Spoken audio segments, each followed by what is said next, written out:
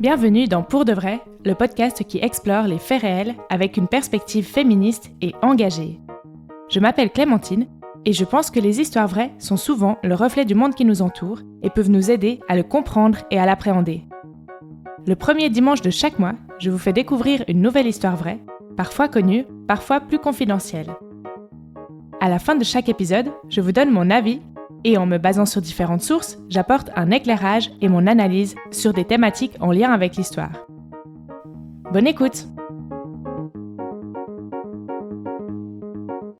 Dans ce nouvel épisode de Pour de vrai, j'avais envie de vous parler de l'artiste états-unienne Judy Chicago.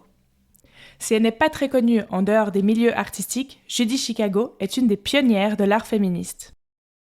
Par sa pratique artistique engagée, et en s'imposant dans un milieu de l'art californien sexiste et masculin dans les années 70, elle a permis l'émergence de sujets touchant les femmes. Elle a formalisé, presque théorisé, une forme d'art féministe et l'a ensuite mis en pratique au travers de ses enseignements et de ses œuvres, en amenant ainsi des milliers de femmes non activistes à entrer dans le féminisme.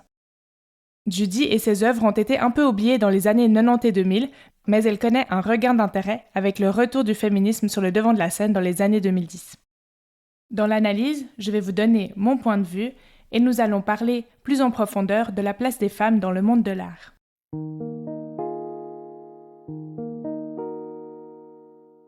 Judy Chicago, qui s'appelle alors Judith Sylvia Cohen, son nom de naissance, est née en 1939 à Chicago, dans l'Illinois. Son père, Arthur Cohen, est issu d'une famille de rabbins, mais a rejeté le judaïsme pour devenir militant syndicaliste. Il est très engagé politiquement et il fait partie du milieu syndicaliste et communiste américain et il avait des opinions libérales sur les relations entre les sexes. Donc Judy est élevée dans un environnement assez ouvert et militant. Elle commence à dessiner à l'âge de 3 ans et c'est sa mère, May, qui avait un intérêt pour l'art et qui avait voulu être danseuse, qui l'a immédiatement encouragée et poussée dans cette direction.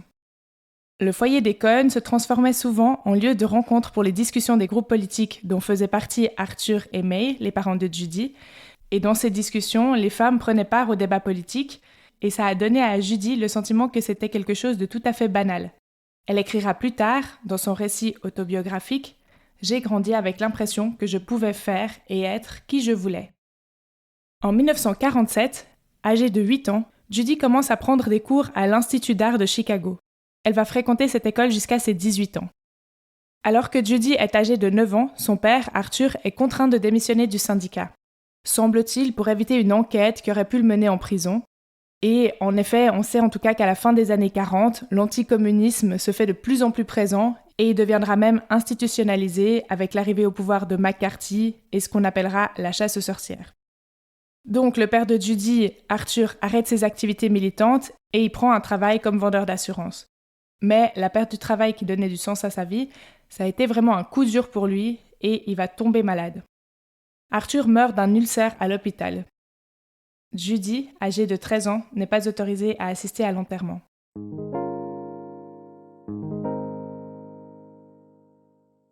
Après la mort de son père, Judy continue son parcours artistique, termine le lycée et s'inscrit à l'université. Au départ, elle pensait étudier à Chicago, mais son petit ami de l'époque la pousse à postuler ailleurs et elle est finalement acceptée à UCLA, l'Université de Californie à Los Angeles. Elle arrive donc à Los Angeles, seule, à 3000 km de chez elle, en 1957. Elle a 18 ans. Sensibilisée au militantisme par son père, elle s'engage tout de suite dans la lutte contre la ségrégation raciale auprès de la National Association for the Advancement of Colored People. En 1961, Judy Cohen épouse Jerry Gerowitz. Leur relation est compliquée, orageuse. Ils se séparent, se remettent ensemble de nombreuses fois et commencent même une thérapie chacun de leur côté pour essayer d'arranger les choses et d'aller mieux. Judy poursuit ses études et parallèlement, elle obtient un poste d'assistante au département de sculpture de UCLA et elle et Jerry s'installent dans une maison près de Los Angeles. Le garage sert d'atelier à Judy et elle consacre beaucoup de temps à son art. À cette époque, elle expérimente autour du minimalisme. Mais 1 an après leur installation, Jerry meurt dans un accident de voiture. Suite à cela, et on peut le comprendre, Judy a une période difficile parce que, évidemment, ce deuil la replonge aussi dans le deuil de son père. Elle s'enferme dans son atelier et crée des images et des représentations à partir de ses émotions. Elle dit que c'est pendant l'année qui a suivi la mort de son mari Jerry qu'elle a pris conscience de ce que voulait dire faire de l'art sérieusement. Elle comprend aussi qu'en tant que femme artiste, elle va devoir batailler pour se faire sa place. Et en effet, ce qu'elle constate, c'est que tous les postes importants sont occupés par des hommes. Le peu de femmes qui occupent des postes d'enseignantes en art sont dénigrées par les autres enseignants et leurs collègues. Dans son autobiographie, Judy raconte que c'est grâce à l'exemple qu'elle a eu avec ses parents qu'elle a réussi à être hermétique au sexisme ambiant qui régnait à l'université et à tenir à distance le conditionnement social qui a obligé tant d'autres femmes à renoncer à leurs aspirations. Donc à la fin de l'université, Judy a intégré que pour être une femme artiste, elle doit s'approprier les outils des hommes car, lui a-t-on dit, c'est dans l'univers masculin que se fait l'art qui compte. Elle s'inscrit dans un cours de peinture sur carrosserie automobile où elle est la seule femme sur 250. Donc son objectif, c'est vraiment de s'approprier les outils masculins pour les intégrer à sa pratique artistique. Elle réalise l'œuvre Car Hood au cours de l'atelier. Il s'agit d'une peinture sur un capot de voiture qui représente une forme vaginale pénétrée par une flèche phallique. Judy dira que cette œuvre est le symbole limpide de son état d'esprit de l'époque. En 1965, elle emménage dans un immense loft avec Lloyd, un artiste avec qui elle a une relation. Elle décrira ces années comme celles du début de sa carrière artistique, mais aussi de beaucoup de discrimination, parce que les gens apprécient son art, mais le fait qu'elle soit une femme pose problème. Elle vit dans l'ombre de Lloyd, qui est lui un artiste un peu plus reconnu, et en fait leurs travails sont sans cesse comparés. Malgré ça, elle arrive à exposer son travail dans des galeries et elle va présenter sa première exposition individuelle en 1966. Lloyd et Judy, après avoir essayé de vivre et de travailler ensemble, constatent qu'ils ont un peu de mal et ils décident de travailler chacun de leur côté pour avoir leurs espaces. Judy se retrouve donc seule dans un loft de plus de 400 mètres carrés. Dans son autobiographie, elle écrit « J'étais convaincue que la seule façon d'arriver à quelque chose dans le milieu de l'art était de ne pas me marier, ne pas avoir d'enfants, vivre dans un grand atelier et me présenter de telle sorte qu'on soit obligé de me prendre au sérieux. » Dès 1965, Judy laisse de côté la peinture pour se consacrer uniquement à la sculpture, qu'elle juge plus masculine. Pour elle, la seule manière d'arriver à être une artiste reconnue, c'est d'utiliser les techniques et les pratiques artistiques des hommes, et elle produit donc des œuvres minimalistes, soit très petites, soit immenses. À cette même époque, pour pouvoir créer les œuvres qu'elle imagine, elle se forme à la pyrotechnique, domaine alors réservé aux hommes. Elle suit des cours et devient donc pyrotechnicienne et elle crée des installations en plein air. La plus connue est A Butterfly for Pomona en 1974. Le papillon représente pour elle la métaphore de la féminité et de la libération. À la fin des années 60, Judy poursuit son objectif, elle essaye de se faire une place en tant qu'artiste. Elle travaille jusqu'à 60 heures par semaine dans son studio, ce qui ne laisse pas beaucoup de place pour le reste, notamment l'engagement politique et militant. Elle déclare à ce sujet, dans une interview de 2015, « Cela ne m'intéressait pas, jusqu'à la fin des années 60, lorsque le mouvement féministe a commencé et que la littérature radicale s'est répandue sur la côte ouest. À ce moment-là, j'avais connu d'innombrables obstacles en tant que femme artiste et je lisais cette littérature avec une soif désespérée, trouvant, pour la première fois, du renforcement pour mes propres frustrations. » C'est donc à partir de ce moment-là que Judy va réorienter son art. En 1970, elle décide de fusionner son langage artistique, développé au cours de sa première décennie de pratique professionnelle, avec son propre sujet, elle-même, en tant que femme, afin de créer un art féministe ou en tout cas centré sur les femmes. On pourrait dire que l'art de Judy Chicago est devenu politique dans le sens où elle défiait ouvertement le paradigme patriarcal. En 1970, Judy apparaît pour la première fois dans la revue d'art Art Forum. En fait, elle apparaît coup sur coup dans les 2 éditions d'octobre et novembre de la revue. Ce moment est important dans la carrière de Judy parce qu'il marque un changement dans la manière dont elle se présente au monde. Donc jusque-là, elle était connue comme Judy Gerowitz, son nom de mariage, et dans l'édition d'octobre 1970 d'Art Forum, c'est sur une annonce pour une exposition d'elle dans une galerie qu'elle apparaît. On y voit une photo d'elle, cheveux courts, bandana autour de la tête et lunettes de soleil rondes. Elle ne sourit pas. Le nom de Gerowitz est tracé au feutre et remplacé par Chicago, écrit à la main. Et dans l'édition de novembre, on voit Judy Chicago en pied sur un ring avec des gants de boxe. Elle porte un sweat blanc, dans le style des pulls des universités américaines, sur lequel est écrit en lettres noires « Judy Chicago ». Elle décide donc de se renommer et de porter le nom de sa ville d'origine, refusant ainsi de porter tout patronyme se référant au patriarcat. Par cet acte, elle se définit, elle s'identifie comme une femme indépendante. J'ai pris le contrôle de ma propre identité et j'ai décidé que, dorénavant, ce serait moi qui déterminerais qui je suis. Je rejette les définitions que la société m'a assignées. Il est aussi intéressant de remarquer que cette mise en scène de soi, sur un ring, sans sourire, rappelle la manière dont se présentaient les mouvements de défense des droits civils américains. Et le changement de nom rappelle aussi le refus de la part des Noirs américains, descendants d'esclaves, de porter un nom américain hérité de l'esclavage. Et c'est évidemment quelque chose de voulu de la part de Judy, puisqu'on sait qu'elle était engagée dans des mouvements pour les droits civils. Ce moment est important dans la carrière de Judy, parce que c'est à ce moment-là qu'elle décide de ne plus se plier aux désirs des hommes et de ne plus essayer de suivre leurs règles, tant dans la vie que pour son art.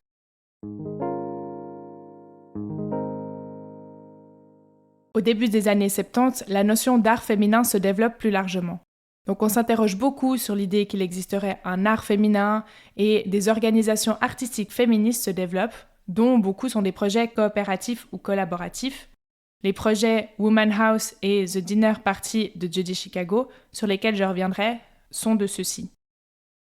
En 1971, il y a aussi un essai qui fera date, qui paraît. Il s'agit de « Pourquoi n'y a-t-il pas eu de grands artistes femmes ?» de Linda Noechlin. Ce texte tente d'expliquer les conséquences de la domination masculine dans le milieu artistique et l'invisibilisation des femmes et de leurs pratiques artistiques qui en découlent.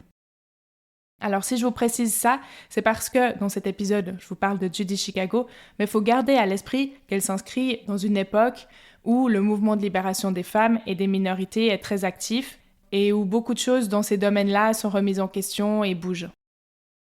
Au printemps 1970, Judy Chicago a pris un poste au Fresno State College. Elle a donc dû déménager, car Fresno c'est une petite ville qui se trouve à 200 km au nord de Los Angeles, et elle y lance le Women's Art Programme, l'un des premiers du genre. Le but de son programme d'art pour les femmes, c'est de permettre aux femmes de devenir des artistes, comme elle l'a dit, en s'éloignant de la scène artistique dominée par les hommes et en se trouvant dans un milieu entièrement féminin où elles pourraient étudier leur histoire séparément de celle des hommes et se voir en fonction de leurs propres besoins et désirs et non en fonction de stéréotypes masculins. Donc dans cette logique, elle donne des cours en non-mixité, dans des groupes uniquement composés de femmes. Elle explique que dans les groupes mixtes, les femmes sont effacées et s'affirment peu, alors que, sans la présence des hommes dans les cours, les femmes se détendent et que l'atmosphère devient plus propice aux échanges constructifs. Les débats vont bon train et permettent aux participants de s'affranchir du regard masculin présent dans les groupes mixtes. Donc le programme fonctionne bien, mais au bout de quelques temps, Judy trouve que le département d'art du Fresno State College est trop conservateur et que la scène artistique dans la petite ville est trop étroite pour son grand projet de produire un nouveau genre d'art féminin. Donc elle postule à l'Institut Carl Hartz de Los Angeles en expliquant son projet et le fait que son groupe d'étudiantes qui participent déjà à son programme à Fresno doit être admis avec elle. Donc ça fonctionne, Carl Hartz l'engage et admet aussi son groupe d'étudiantes. Toutes les conditions sont donc réunies pour que Judy puisse lancer son programme d'art féministe. Judy revient donc à Los Angeles et pour mener à bien son projet de pédagogie artistique expérimentale pour les femmes, elle s'associe avec l'artiste Myriam Shapiro, qui est une artiste reconnue et qui est plus âgée qu'elle d'une quinzaine d'années. Elles se sont rencontrées lors d'une soirée, alors que Judy enseignait encore à Fresno, et elles sont restées en contact, collaborant parfois. Judy explique qu'elle appréciait l'art de Myriam, qui s'inscrit aussi dans une vision féministe et qu'elle admire son talent pour l'enseignement. Ensemble, elles préparent donc le Feminist Art Programme, mais étudient aussi les artistes femmes du passé et vont visiter plein d'ateliers de femmes de Californie. Le Feminist Art Programme est donc lancé en 1970 et il est soutenu par Alan Kaprov, qui est à ce moment-là le directeur du département d'art de Carl Hartz, et c'est l'inventeur du happening dans les années 50. Il est très influencé par les idées de Marcel Duchamp, le mouvement Dada, sur le rôle de l'université qui doit être un lieu où développer la créativité de chacun. Donc il soutient complètement Myriam et Judy dans leurs expérimentations. À ses débuts, le Feminist Art Programme ne dispose pas de bâtiments adaptés au sein de l'université et les artistes du programme ressentaient le besoin d'avoir un endroit à l'extérieur des locaux de l'université. Le groupe a donc décidé de régler ce problème de logement avec un projet expérimental en investissant une maison abandonnée juste à côté du campus. La première étape a donc été de retaper la maison, qui était en mauvais état.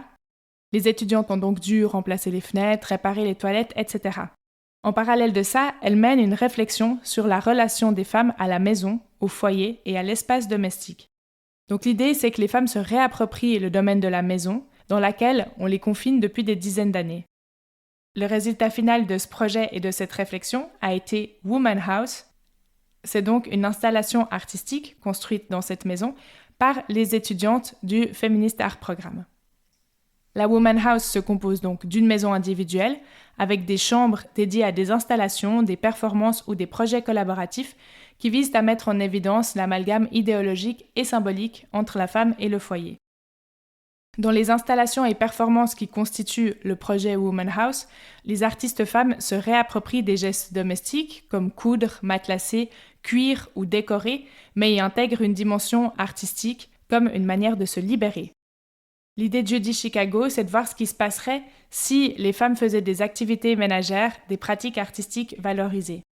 On trouve donc dans la Woman House des travaux de broderie, une cuisine recouverte de seins pour questionner le rôle de la mère nourricière, plein d'œuvres basées sur des savoir-faire considérés comme féminins. L'exposition est ouverte au public en janvier 1972 et le jour de l'ouverture, seules des femmes sont autorisées à visiter la maison. Cette installation a été analysée comme un moment clé de l'histoire de l'art féministe. En travaillant sur la Woman House, Jeudi Chicago a développé de nombreuses compétences, notamment en ce qui concerne le travail en groupe, qu'elle utilisera plus tard pour la création de The Dinner Party. Avant de vous parler de l'œuvre la plus connue de Jeudi Chicago, The Dinner Party, je voulais revenir sur l'art menstruel. Parce que parmi les sujets qui constituent ce qu'on pourrait appeler art féminin, Jeudi Chicago s'est beaucoup intéressé à l'art menstruel. Jeudi raconte que c'est en préparant le projet Woman House que le sujet des menstruations lui est venu à l'esprit. Un jour, alors que je descendais les marches de la maison, m'est venu à l'esprit qu'il n'y avait aucune référence aux menstruations nulle part dans l'environnement. Elle va donc faire une première tentative pour parler des règles avec My Menstrual Life. Donc c'était un projet d'une sorte de pièce de théâtre en 3 actes écrite avec une autre femme, Isabel Welch, une politologue. Cette pièce interrogeait l'expérience menstruelle dont on ne parle jamais, ce que les femmes devaient cacher, les douleurs, les termes qu'on utilise pour ne pas nommer directement les menstruations, et la pièce devait contenir des extraits d'interviews de femmes, des parties filmées, mais en fait elle n'a jamais abouti. Malgré tout, Jeudi Chicago continue à s'intéresser à la menstruation, et son œuvre d'art menstruel la plus connue, c'est la lithographie The Red Flag, réalisée en 1971.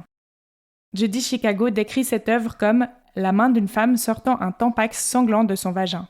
Ce qui est intéressant de relever, c'est que si cette œuvre montre une pratique quotidienne de la vie de nombreuses femmes, enlever un tampon, elle ne la voit généralement pas de ce point de vue, parce que le cadre choisi par Jeudi donne une perspective inhabituelle.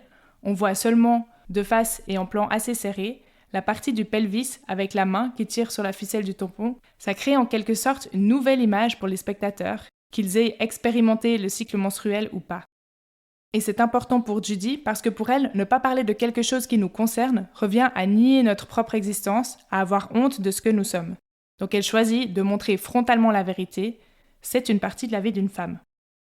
Depuis, l'intérêt de Jeudi Chicago pour la menstruation s'est répandu dans le monde de l'art féministe et au-delà, et on trouve actuellement beaucoup d'exemples d'art menstruel, notamment des œuvres qui utilisent le sang menstruel.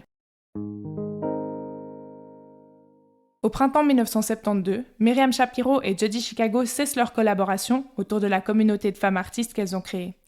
Il semble que ce soit à cause de divergences, de visions différentes, sans qu'on en sache plus, mais Jeudi Chicago raconte, toujours dans Through the Flowers, son autobiographie, qu'elle considérait Myriam, qu'elle appelle Mimi, comme une figure maternelle, et elle dit avoir été très affectée de cette séparation. Suite à la fin de cette collaboration, Jeudi Chicago va se consacrer à un autre projet d'envergure, The Dinner Party. Il s'agit d'une installation qui reconstitue une scène où sont invitées à dîner 39 femmes, qui représente une histoire symbolisée des femmes en Occident, dont le but est, selon Jeudi Chicago, de mettre fin au cycle continuel d'omission par lesquels les femmes sont absentes des archives de l'histoire. The Dinner Party est constitué de 3 tables posées en triangle sur laquelle sont dressées 39 assiettes, une pour chaque femme invitée, et chaque place représente une figure historique féminine de la préhistoire au féminisme. On y retrouve par exemple la déesse mésopotamienne Ishtar, la poétesse grecque Sappho, la peintresse italienne Artemisia Gentileschi, la poétesse états-unienne Emily Dickinson ou l'autrice anglaise Virginia Woolf, ainsi que d'autres femmes moins connues, mais vous l'avez compris, c'est justement le but de les mettre en lumière. Toutes les assiettes reposent sur un socle en porcelaine où figure le nom de 999 personnalités féminines mythiques et chaque assiette est décorée différemment. Le papillon et la vulve représentent des motifs récurrents, comme dans le reste de l'œuvre de Judy Chicago. Judy Chicago réalise The Dinner Party entre 1974 et 1979 avec l'assistance de plus de 400 bénévoles. Les bénévoles qui ont participé à la réalisation de cette œuvre sont des spécialistes des arts que Judy Chicago a voulu mettre en œuvre dans son installation. Elle utilise dans la continuité de The Woman House des techniques qui sont considérées comme traditionnellement féminines, comme la broderie ou la peinture sur céramique. Je relève quand même que Judy Chicago a été accusée de se servir de l'œuvre d'autres artistes et artisanes, malgré le fait que les artistes qui ont participé à la création de The Dinner Party soient mentionnés dans les textes qui accompagnent l'œuvre, parce que, en effet, c'est bien le nom de Judy Chicago qu'on retient. Un autre reproche qui est fait à cette œuvre, et à juste titre, c'est le manque de diversité dans le choix des femmes représentées. Il n'y a par exemple qu'une seule femme noire sur les 39 femmes représentées. On reproche aussi à Judy Chicago une utilisation du symbole de la vulve, très présente dans l'œuvre, qui serait une essentialisation de la femme. The Dinner Party est exposée pour la première fois en 1979, et cette œuvre iconique fait le tour du monde. Il faut s'imaginer aussi que c'est avant les initiatives qu'on voit actuellement régulièrement autour de la notion de matrimoine et de mise en valeur de l'histoire des femmes. Depuis 2002, The Dinner Party est exposé au Brooklyn Museum de New York.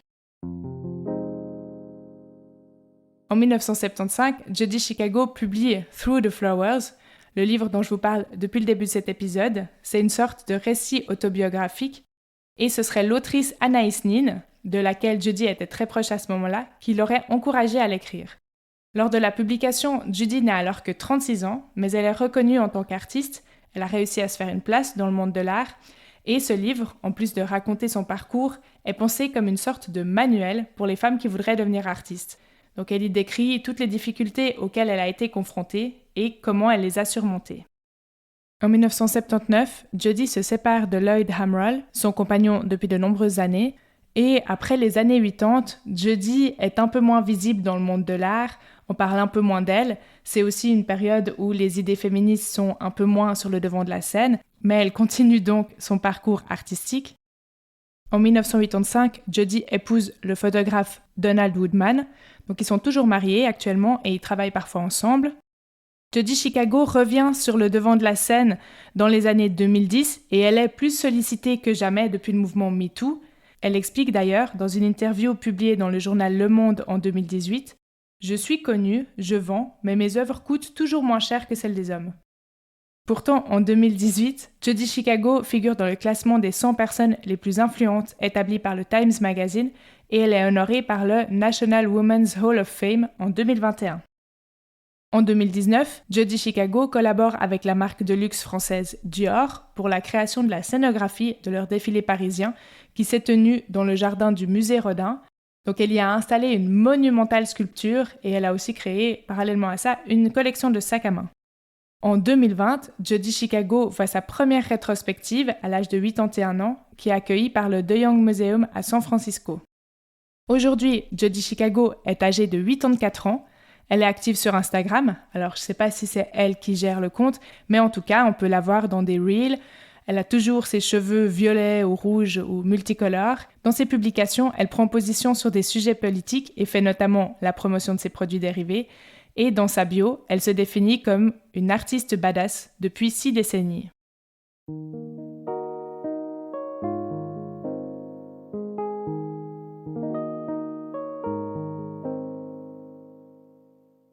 Nous voilà maintenant dans la deuxième partie de cet épisode, l'analyse, où je vous donne mon point de vue. Pour commencer, je dois dire que j'ai bien aimé lire l'autobiographie, ou plutôt le récit autobiographique de Judy Chicago, même si certains passages m'ont un peu moins intéressée. J'ai trouvé vraiment intéressant son parcours et les combats qu'elle a dû mener. J'ai un peu insisté, mais pas tant que ça, sur les difficultés auxquelles elle a été confrontée, mais en fait, dans le livre, elle en parle constamment. Elle donne plein d'exemples, elle a vécu des agressions, etc. Et elle explique vraiment que se faire une place dans ce monde de l'art, ça a été vraiment compliqué en tant que femme. Après, je vous invite à aller sur Internet, regarder son art. Donc, il y a des très belles œuvres avec notamment de la fumée, des choses pyrotechniques. Et puis moi, j'ai beaucoup aimé la série Birth Project sur la maternité, où on trouve des tableaux un peu psychédéliques qui représentent l'accouchement de manière, à mon sens, assez inédite. Sa vision de l'enseignement de l'art aux femmes est aussi intéressante dans la pratique de la non-mixité. Elle montre bien en fait l'importance pour les femmes de se retrouver entre elles sans la pression du regard masculin. C'est une problématique qui est encore très actuelle et qui est encore sujette à débat. Finalement, le fait que les personnes discriminées ou dominées aient besoin de lieux où elles peuvent se retrouver uniquement entre elles est encore une chose qui dérange 50 ans après les cours de Jodi. Je reviens aussi sur les critiques qui ont été faites à Jodi Chicago sur le fait d'avoir fait appel à des bénévoles pour son œuvre The Dinner Party, parce que, à mon sens, finalement, le problème, il est financier. Et c'est ce qui semble gênant ici, c'est qu'en fait, elle gagne de l'argent, ou en tout cas, elle fait augmenter sa cote artistique personnelle grâce à cette œuvre, et donc grâce à du travail non rémunéré. Je me questionne aussi sur la compatibilité entre l'art, le féminisme et le capitalisme. Bon, c'est une très vaste question que je ne vais pas résoudre maintenant, mais notamment dans le cas de sa collaboration avec la marque de luxe Dior, ça m'interroge un petit peu. C'est toujours difficile, à mon avis, de se positionner quand le capitalisme récupère des thématiques ou même des personnes engagées. Je pense que du point de vue de Jodi, on peut se dire elle a raison de prendre l'argent, on vit dans un monde capitaliste, et donc, en tout cas, on peut difficilement lui reprocher d'avoir accepté de faire cette collaboration. Mais plus généralement, d'un côté, on peut se dire c'est bien cette récupération, parce que ça veut dire que le thème en question, ici le féminisme, est devenu mainstream, et donc, par cette récupération et cette diffusion, il va pouvoir toucher un plus grand nombre de personnes. Et de l'autre côté, on peut aussi voir que c'est simplement une réappropriation de nos luttes et que finalement, le combat politique est vidé de sa substance pour faire du profit, toujours par les mêmes multinationales. Le cas de Dior est vraiment exemplaire puisque la maison Dior, elle appartient au groupe LVMH, qui est propriété de Bernard Arnault, et sa fortune est estimée, au moment où je vous parle, à 184,7 milliards de dollars. Je relève encore une dernière chose par rapport à l'autobiographie de Jodi. J'ai dit qu'elle parlait beaucoup de sexisme et des remarques désobligeantes, voire des agressions auxquelles elle a dû faire face en tant que femme artiste. Mais je trouve aussi assez triste quand elle dit qu'elle ne doit pas se marier ni avoir d'enfants pour se consacrer à son art. Bon, elle s'est quand même mariée 3 fois. À ma connaissance, elle n'a pas eu d'enfants, alors je ne sais pas si elle en voulait. Mais en tout cas, il me semble qu'un homme ne dirait jamais ça, parce qu'on ne demande pas aux hommes de tout sacrifier pour leur art. Et en fait, ils n'ont pas besoin de choisir entre avoir une vie de famille et avoir une carrière artistique. Et justement, je voulais aborder la thématique de la présence des femmes dans le monde de l'art, parce qu'il est important de souligner qu'aujourd'hui, même si les femmes parviennent à se faire une place dans ce milieu, elles sont encore sous-représentées. Quand on évoque cette question de la représentation des femmes dans le milieu de l'art, comment ne pas penser aux actions du collectif des Guerrilla Girls? En 1989, elles placardent des affiches dans les rues de New York et interpellent les passants avec le message « Faut-il que les femmes soient nues pour entrer au Metropolitan Museum ?» Moins de 5% des artistes de la section d'art moderne sont des femmes, mais 85% des nus sont féminins. Donc ça, c'était en 1989, et il semble qu'actuellement les choses changent un peu, mais on dispose de peu de chiffres et d'études, et on sait quand même que les femmes sont sous-représentées dans les collections des musées. Il faut cependant préciser qu'on a vu, en tout cas en Suisse romande, au cours des 10 dernières années, pas mal de femmes arriver à la direction de musées et d'institutions prestigieuses. Mais, malgré ce changement positif, les salles d'exposition de ces mêmes musées restent encore souvent inaccessibles aux femmes. Donc je vais vous donner quelques chiffres. Dans une étude publiée par Swiss Universities, la fêtière des universités et hautes écoles de Suisse, on peut lire que les femmes sont plus nombreuses que les hommes à étudier les arts en général. Cela comprend la musique, les arts de la scène et les autres arts comme la peinture et la sculpture. Ces filières comptent même 57,7% d'étudiantes. Pourtant, en Suisse, une autre étude montre que 26% seulement des artistes exposés entre 2008 et 2018 étaient des femmes. Cette étude parle des expositions individuelles et pour les expositions collectives, c'est-à-dire qui regroupent des œuvres de plusieurs artistes, le pourcentage de femmes est un peu plus haut, il se monte à 31%, c'est à peine un tiers. Une autre étude, menée aux États-Unis cette fois, a montré que 12% seulement des artistes exposés dans les principaux musées étaient des femmes. Évidemment, on peut voir de grandes disparités entre les différentes institutions, mais le constat général est quand même là. Les femmes ont beaucoup de mal, une fois leurs études artistiques terminées, à se faire connaître et surtout à vivre de leur art. Une des explications qui n'est pas du tout satisfaisante à mon sens, c'est que les sujets représentés par des hommes seraient plus classiques et donc considérés comme plus universels, selon une norme, évidemment, façonnée par les hommes à leur image. Les thématiques abordées par les femmes dans leurs œuvres, comme celle de Judy Chicago par exemple, ne toucheraient pas aussi largement les gens, comprendre le regard masculin blanc, et ce serait pour ça qu'on les présente moins au public. Et pour finir, je voulais vous parler du projet Woman House 2021 et du livre Feminist Exposure. Quand je leur ai parlé de ce projet de podcast sur Judy Chicago, les éditions Art et Fiction ont gentiment accepté de m'envoyer le livre Feminist Exposure qui paraît début novembre. Déjà, j'ai envie de commencer par dire que c'est un livre magnifique en termes matériels, vraiment il est très beau, et il est écrit par Julia Tara-Marcaz, qui est historienne de l'art, et Federica Martini, qui est professeure à la Haute École d'Art et de Design de Genève. Et en fait, ce livre, il parle de la manière d'exposer les femmes et des pratiques féministes de l'exposition et de l'archive. C'est d'ailleurs le sous-titre du livre. En fait, ça parle d'une manière féministe de présenter, de mettre en valeur et d'exposer les œuvres et les contenus artistiques ou militants.